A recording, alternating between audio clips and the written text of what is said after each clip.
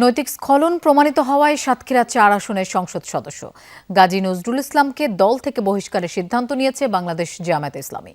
বিকেলে রাজধানীর মিন্টো রোডের বিরোধী দলীয় নেতার সরকারি বাসভবনে বাংলাদেশ জামায়াতে ইসলামীর কেন্দ্রীয় নির্বাহী পরিষদের জরুরি বৈঠকে এই সিদ্ধান্ত গৃহীত হয়।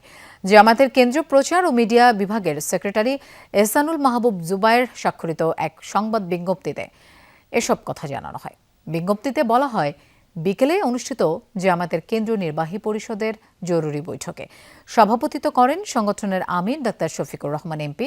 সেখানে সাতক্ষীরা ৪ আসনের সংসদ সদস্য গাজী নজরুল ইসলামকে নিয়ে বিভিন্ন মিডিয়ায় প্রকাশিত বিষয়ে সাংগঠনিক তদন্তে তার নৈতিক স্খলন প্রমাণিত হওয়ায় দলীয় গঠনতন্ত্রের ৬২ নম্বর ধারা অনুযায়ী বাংলাদেশ জামায়াতে ইসলামী থেকে বহিষ্কারের সিদ্ধান্ত গৃহীত হয়।